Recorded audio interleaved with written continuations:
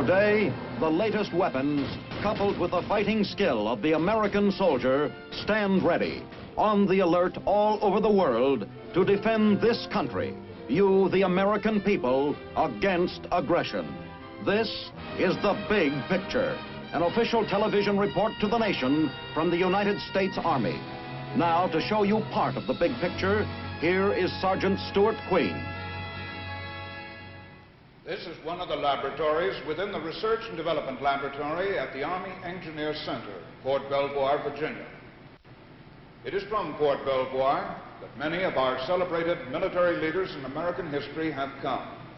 Today's big picture, however, is devoted not to the men in uniform, but to a large group of civilian scientists and engineers who are an extremely important part of this and many other Army installations.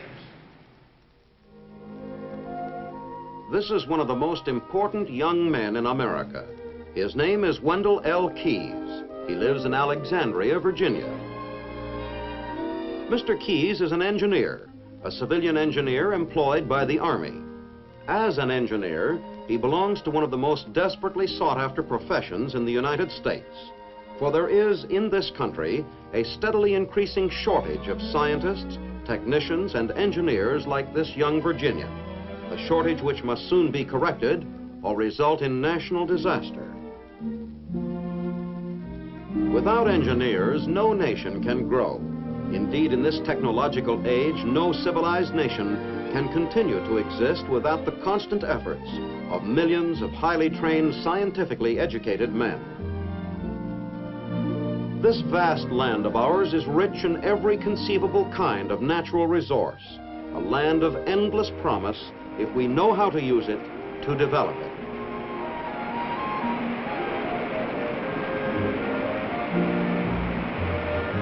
But it is only through the talent and industry of its engineers that any nation is able to develop and use the natural gifts which Providence bequeaths them. Our standard of living at home, our place among the nations of the world, depend in no small part on the work of our engineers.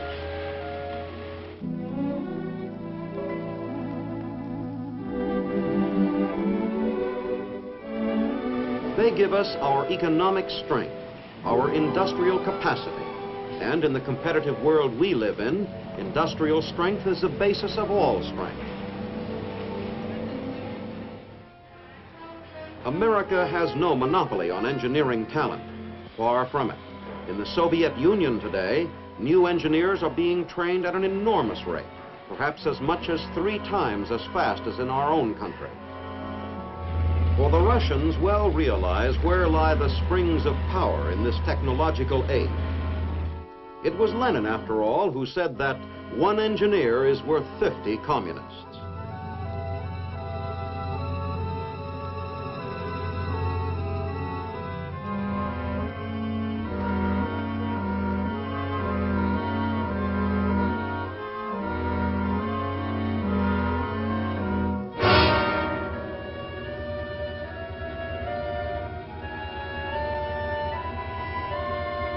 Future aggression, if it occurs, will come thundering in on the wheels and wings of an advanced technology.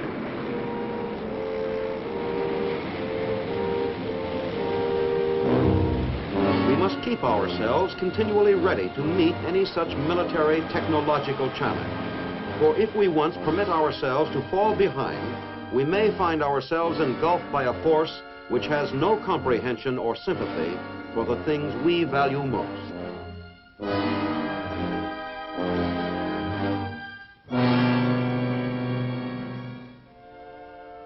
And so it is no exaggeration to say that this 25-year-old American engineer is one of our most important citizens. Without him and those like him, our country would be in serious trouble.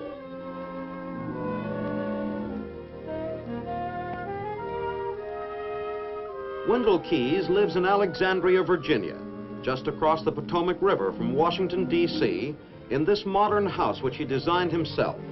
This is the community in which he grew up and where he went to school.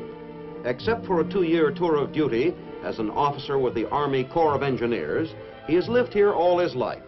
He married a girl whom he first met when both were together in the 7th grade of grammar school.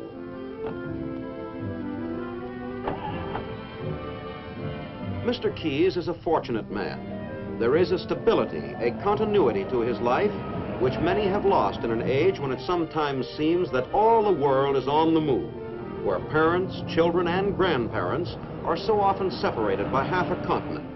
This man's roots, his past, his present work, and his family's future remain here in Northern Virginia.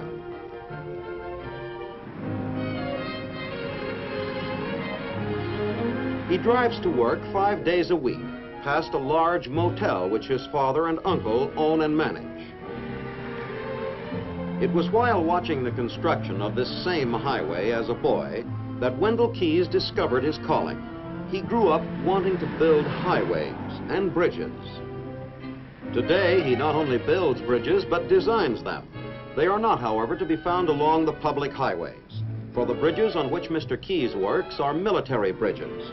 He is a civilian engineer employed by the Army Corps of Engineers, conducting research in the famed Engineer Research and Development Laboratories at Fort Belvoir, Virginia. The major portion of Mr. Keyes' work as a research bridge engineer consists of design for new types of bridge equipment, and then coordinating the manufacture of that equipment with the private firms which will fabricate the equipment for future military operation. Design, planning, and coordination make up the principal work of most government engineers. The challenge of being in on the beginning of new technical advancements, of helping to direct the development of new devices in collaboration with leading American industrial concerns is, in fact, a major reason why such men enter government service. There is a vantage point from which to survey the entire future of America's technological development.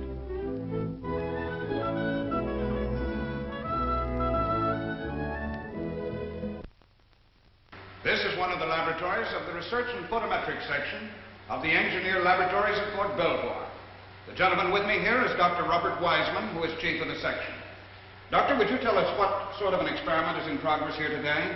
I thought we would show you a series of experiments to demonstrate the versatility available in the government laboratories. We'll show you some of the research that is going on to help the soldier see better at night.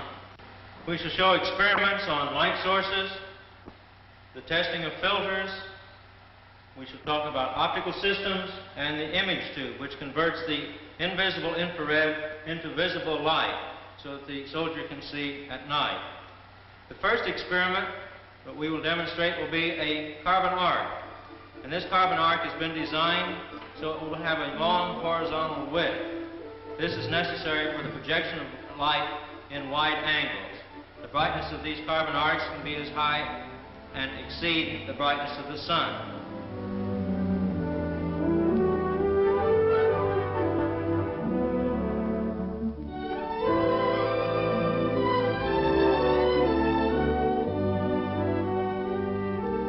The second experiment will show the measurement of the energy radiated by the light sources.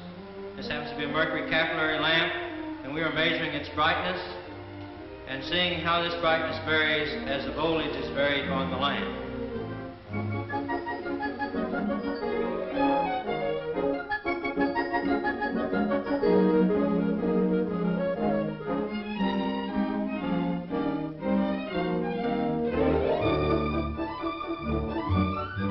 In the next picture, you see a plastic reflector which we are working on at the laboratories, and it is being tested to determine its scatter and how the light is reflected from the surface of the reflector.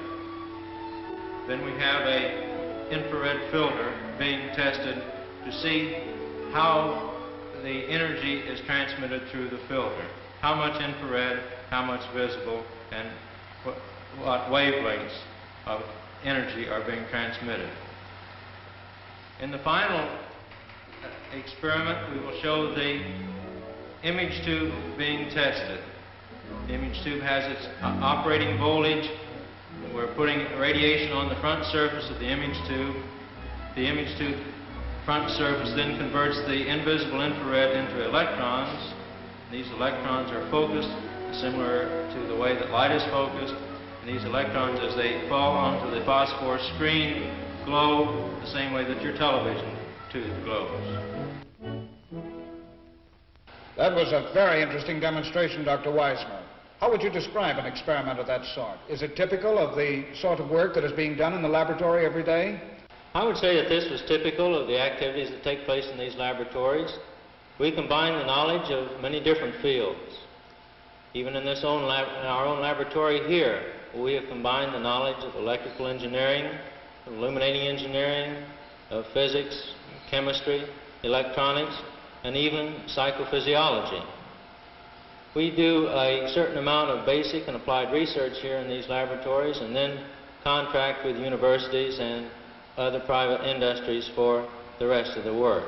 We have the latest equipment, we obtain special equipment for our own particular problems, and we have available the latest information from industry and from other government agencies. It's our job to coordinate all of these new ideas and the new programs and to apply them to our particular problems. I would say that it was this opportunity to do research that is the most attractive to the young scientist and research man. Why younger men particularly? Well, it's my observation that the junior engineer or scientist gets an opportunity to take charge of his own projects much sooner in our laboratories than is usually the case in commercial labs. Outside the government, well, it's not uncommon for a scientist or engineer to spend 5 or even 10 years as someone's assistant before being entrusted with a project of his own. When we find a man with good ideas, well, we try to give him a chance to develop them. You believe, then, that your research workers have considerably more freedom than the average? Yes, our people find that it's comparatively easy to switch from one specialty to another. In other words, we are not necessarily confined to one narrow line of research. There's more elbow room for the man who becomes interested in something that is a little outside of the particular field in which he specialized in school. And in addition to that, our laboratories are interested in the individual. And besides the individual having the knowledge that he's doing vital work for his country, well, he has the opportunity for rapid advancement, for becoming a supervisor if he has the capabilities. The laboratories offer him on-the-job training in conference leadership, creative engineering, management development, a rapid reading course, and an effective writing and speaking course. What about graduate study, Dr. Wiseman? Does the government engineer get a chance to work for a higher degree? He certainly does. The government not only encourages advanced study, but in many cases it will finance it. Speaking of advancement, Doctor, I understand from Wendell Keyes that he actually received a promotion while away from his job on active duty with the Army. Is this a regular practice? Yes, a physicist or engineer who takes a civil service job before reporting for the military service will be carried on the rolls and receive his normal promotions in absentia. In other words, he would come back to his job in a higher grade and a bigger salary than when he left. I should think that that would be an important consideration for men with a tour of duty in the service ahead of them. As a matter of fact, any civilian engineer or scientist working for the Army becomes a part of the career service of the federal government and is automatically qualified for work not only here at Belvoir, but in many other government laboratories both in and out of the Army itself. Thank you very much, Dr. Wiseman, for this interesting demonstration and the insight you've given us into your work in the Research and Photometrics section.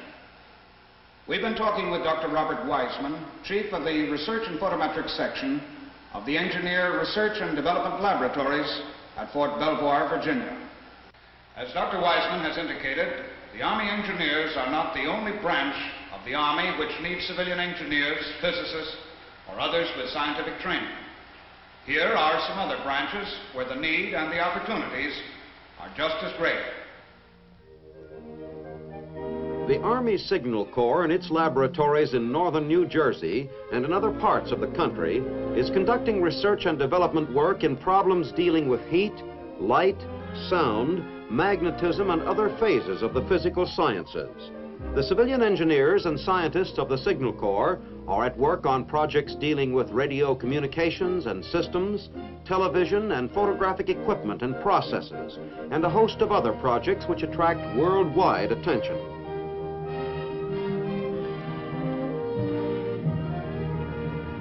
To carry on their work, the Signal Corps provides its scientists and technicians with laboratories which are among the largest and most modern to be found anywhere in the world.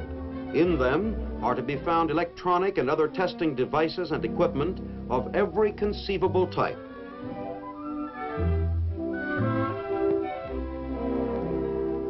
Civilian researchers are also an indispensable part of the Army Chemical Corps, which employs not only chemical engineers, but also mechanical engineers, construction specialists, and many others. Young engineers are attracted to work with the Chemical Corps by the opportunity to work with new and often very unusual equipment, and on projects unlike those encountered anywhere else in the world. And of course, a major employer of scientific and engineering talent is the Army Ordnance Corps. Most people associate the Ordnance Corps with the design of such things as tanks. The Ordnance Corps does work with tanks, but its range of research goes far beyond, extending to such unlikely seeming projects as fungus research.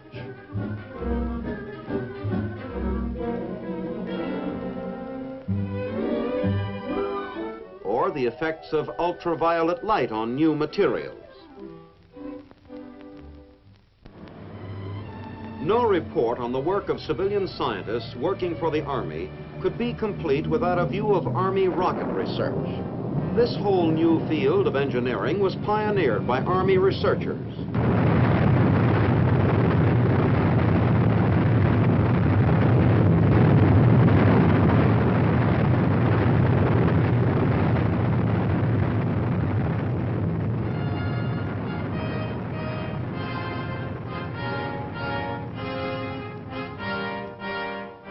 These same scientists, assisted by a growing body of younger researchers who have chosen missile research as their career, are at work today on spectacular developments which may make headlines in tomorrow's newspapers. Rapid engineering advancements are a commonplace phenomenon in America. America is an engineer's paradise. Our transportation system, our great material wealth, our practical application in huge quantities of each new scientific discovery, our steadily accumulating volume of consumer goods, all these are, to a large extent, an engineer's creation, and all of it consumes engineering talent, talent that is in very short supply. Other countries, many of them, do not find such uses for their engineering skills. Moscow's streets are quite a different place when the parade has passed. Consumer goods are rare in this country. The engineers who might design them are busy on military projects. The United States has never accepted the dictum which totalitarian rulers invariably preach to their subjects, that all life, all industry must be sacrificed to the needs of a gigantic military machine. In 2 world wars, the U.S. has shown the world that a free enterprise economy can produce for war if it must. The vast engineering talent which in peacetime gives us a material luxury undreamed of ever before in history can, when challenged, create the world's mightiest military technology. Today's challenge is something new for us. We are not at war. It is a time of peace, but an uneasy peace. A strange peace which carries with it many of the responsibilities of war. Today's peace is being preserved for us not only by men in uniform, but by the day-to-day research and skilled planning of the highly trained scientists and engineers who have volunteered their knowledge to the service of their country.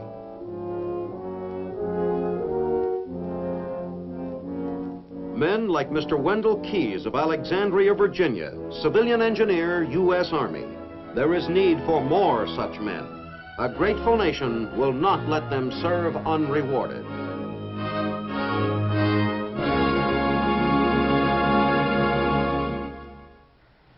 Throughout the country and the world, civilians with Mr. Keyes' scientific ability and sense of dedication to America's welfare play an indispensable role in maintaining our nation's future security.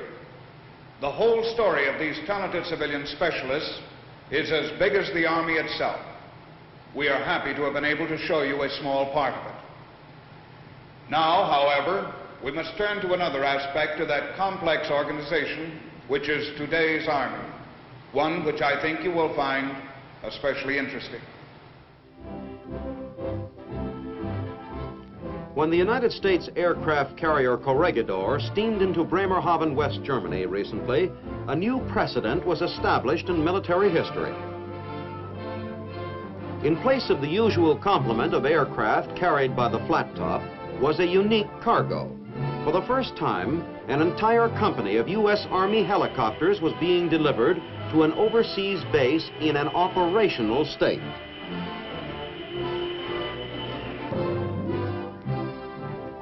The 18th Transportation Company, composed of 21 Sikorsky H-34s, was en route to Army headquarters at Oberschleißheim, West Germany. There it was to become part of the Army's new organic aviation. When the copters left the Corregidor, however, their first destination was the nearby port of embarkation staging area, where they were to be fueled and completely checked before beginning the long cross-country flight to Oberschleißheim. These flying windmills, as the Army calls them, are capable of reaching altitudes of over 11,000 feet and of speeds exceeding 100 knots per hour. The European Defense Alliance, NATO, is dedicated to preserving the peace in Europe through preparedness.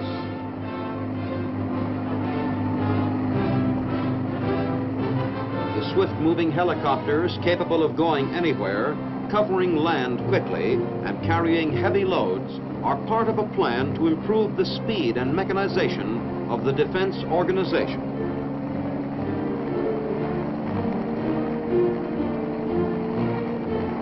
The Bremerhaven port of embarkation staging area was reached shortly after taking off from the Corregidor.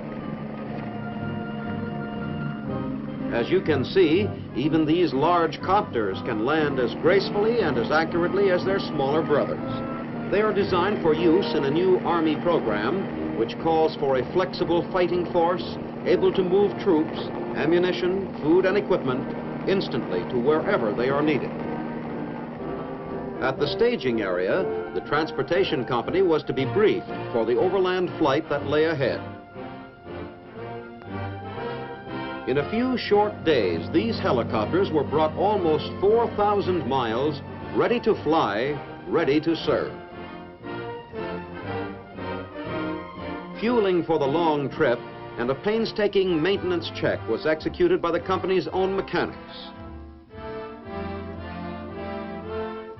Every instrument had to be in perfect working order. Finally, the last preparations made, the helicopters were ready to go. On a cool, gray day, the pilots received weather clearance and maps of the terrain. The forecast was for clearing in the afternoon and some heavy winds. But the best laid schemes of mice and men can often go astray. The weather did not clear, and the winds were very heavy indeed. These, combined with the unfamiliar terrain, led to a total loss of position. In an empty field near a small town, the copters had to land to seek directions.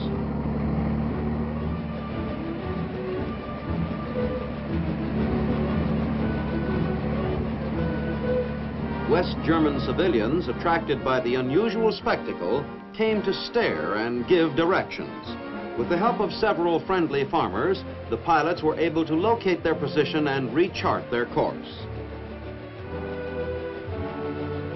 An unscheduled stop and a short delay, and the flight was once more on its way. The weather had finally begun to clear, and the rest of the flight was routine.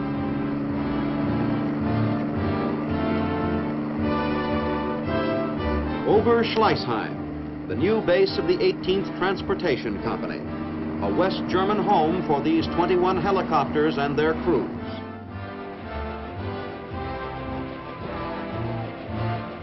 This was the first helicopter company to join American forces stationed in Europe. But in the near future, U.S. troops supporting NATO will be getting more and more of these flying egg beaters. for frontline organic aviation is essential to a mechanized military force. Should they ever be needed, these men and their Sikorsky helicopters will provide transportation quickly, efficiently, and without fanfare. Today, they are part of the modern American Army, dedicated to preserving freedom and liberty all over the world, for freedom is the Army's business. Organic Army aviation, another important step designed to help the American Army retain its position as the finest army in the world. Now this is Sergeant Stuart Queen, inviting you to be with us again for another look at your Army in action on The Big Picture.